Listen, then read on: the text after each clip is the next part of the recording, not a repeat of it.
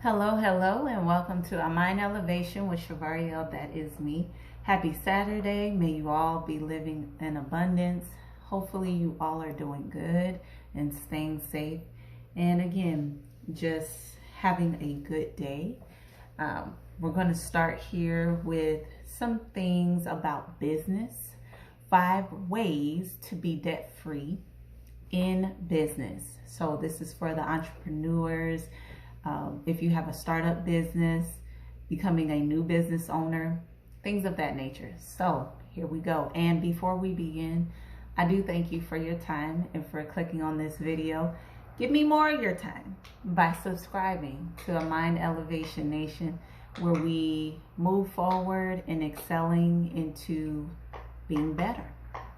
Okay, no, I don't have a punchline right now. We are growing into excellence. That's what I can tell you over here. So, so go ahead, subscribe, and then that way you'll know by clicking the bell, you'll be notified every time I upload a video. So, 5 ways to be debt-free in business. Let's see. I am going to start my watch because sometimes I overtalk, and I want to make sure my messages are clear and that they're very well understood and there's clarity, and yes, that I'm not taking a long time. Seriously, I'm going to be starting my watch. Here we go. I had to get my breath ready. 5 minutes may not be enough time for me now. Let's do I can do it. I can do it. All right. So, number 1 is, for each one that I name for the 5 ways to be debt-free in business, I'll name the issue first and then the resolution, because we're about resolving things over here. So number 1 is budget. Number 1 way to get in debt as a business owner, new business owner, entrepreneur is not having a budget. What I mean by that is, if you say like for marketing, if you have a website for your product or service, and say a company reaches out to you who is an expertise in marketing, and they're explaining to you, we can increase your online presence. We charge $125 a month.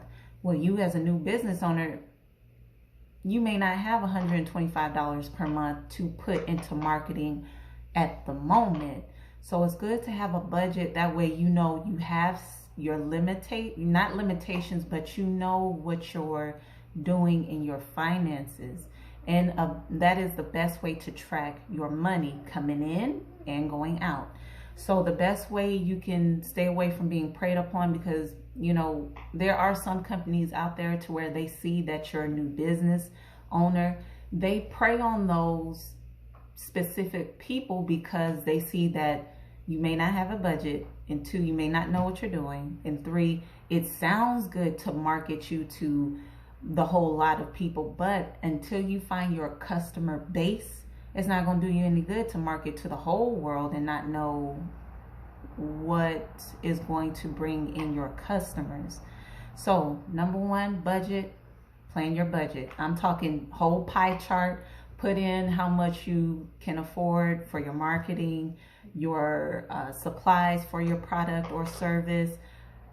Write all that down and put it in a pie chart. That way you see, this percentage of my money is going towards marketing, this percentage is going to ads, social media, Facebook, and then this amount is going to whatever. So that's number 1. Number 2, business cards.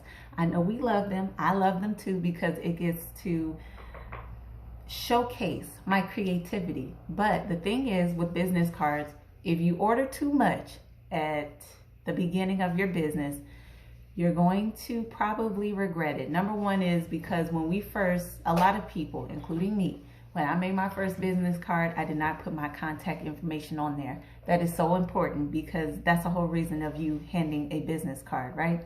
And then another thing is, such companies, I'll just give an example, like Vistaprint, may have a sale at that time to where you can order 500 business cards for like $12.99. But do you know 500 people to physically hand those business cards to say, hey, this is my company, this is what I do. If I can help you in any way, or if we can do anything for each other, with your company, my company, merging, partnership, sponsorship, anything like that, then here's my information. Sometimes it's not like that. We don't have 500 people to physically hand business cards to. So then your next thing would be just start off small, 100 business cards. And the thing is with business cards, with business owners, you're going to want to change your business cards throughout the time of you having your business. So what may seem cool to you now, you may want to add to it or take some things away off your business card as your business progresses. So just start low. For 100 business cards, it may be $21.99, but I'm telling you, it's going to be worth it, because you're not going to have a stack of business cards just sitting somewhere in the corner and then you're going to reorder or redo your business cards later. It's just not worth it. So business cards, it may not seem like it, but yes, we can get into debt with that, ordering too much for quantity, and we're not really thinking how that's going to affect us in the long run, which is you're going to update your business cards throughout time anyway. So keep in mind of that. So that's number 2. What's the time? 32 seconds. Really? 30 seconds? Okay. All right. Well, I'm going over that 5 minutes. Anyway, number 3, business credit cards. A person does not need a business credit card starting out as an entrepreneur until you already have established maybe $5,000 or more in income monthly. The whole goal about a business card is to leverage your business credit to show that you can be trusted with business credit. That's not to say you get a business card and then run your entire life luxury items on that business card, because the IRS is going to want an account of those things. So what do? I don't recommend business credit cards, and I have YouTubed that for a long time. Do not get a business credit card until you have established your income for your product or service is over a certain amount, to where you can, if you buy something off of your business credit card for your business, you can pay that right away and not going months without making a payment, charging up interest, putting money into these banks' pockets, when you could have kept that and reinvested into your own business. So, but if you are making a substantial amount of income for your business credit card, or for your business or your brand or your company, then that's when you can get a business credit card. But starting off with business credit cards, I don't recommend it for entrepreneurs. Number 4, reinvesting your brand or company.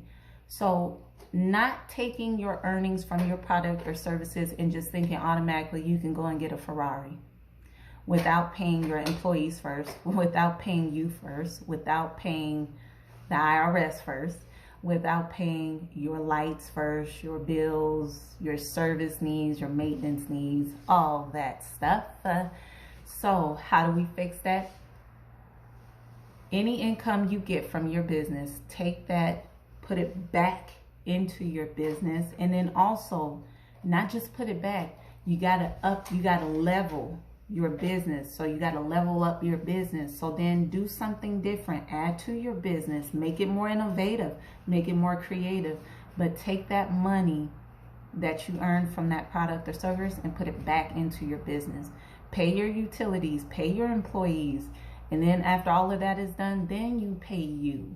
The luxuries will come, but after you've established your customers or your clients base, and then after you've paid all the utilities, and like I said, if you have employees, and then also yourself, because remember, you are important also. You started that business, you own that business, you pay you after everything else is done. So, and then number 5, last one, overspending on supplies, materials, and maintenance.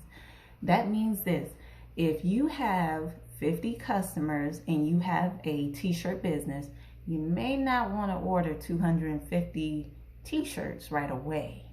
And I say that because that is going to save you so much from storing all of those bulk items in your home or your warehouse. And that is going to save you so much money, rather than you having those same t-shirts that's just sitting there on that same shelf for months and months on end and they hadn't been touched. And the reason why I say only get what you need. So if you have 50 customers, okay, you may want to get like 75 shirts. Or if you have 50 customers for your beauty line, or your cosmetic line for like body butters, okay, get 70, maybe 75 containers or plastic containers or whatever you use for that. But going to like more than what your actual customer base is going to lead into debt. And that is what we want to stay away from. So overspending, if you have a cleaning business and you only have about 5 clients, you may not want to go and buy up all of these cleaning supplies from Lysol, Clorox, all of that stuff to last you for like 2 years, but you only have 5 clients. Now I get it, once things run out, you want to have an emergency stash or another set right there when you run out, but buying it in bulk to where it's just like, it's just sitting and it's not making you money, it actually is decreasing because you already spent that money and now it's just sitting there. So just being aware, again, that ties into budgeting, being aware of what your supplies cost, whether you're in beauty or product or services, and then also knowing what your maintenance is. If you all, this goes back to your website, if you already have a website, and say if, again, a marketing company reaches out to you, hey, we can make your online presence bigger. Well, you may not want to go with that company for like a month or 2 just to see how things are, and then it may not bring you the traffic in or the oncoming traffic that you were desiring, and then you just stop with that company and then just go about your business when you could have saved that $125 or you could have saved that $50. First, you have to know your client or customer base. But before that, you have to know your product and your service first. What your brand is, having brand logos, having brand, what do they call it? Not punchlines, but having, what is it? What is it? Something to say, like, we shine to clean. Goodness, something like that, to where it's just like, oh, they shine to clean. That's a cleaning company. Oh, okay, I'll call them.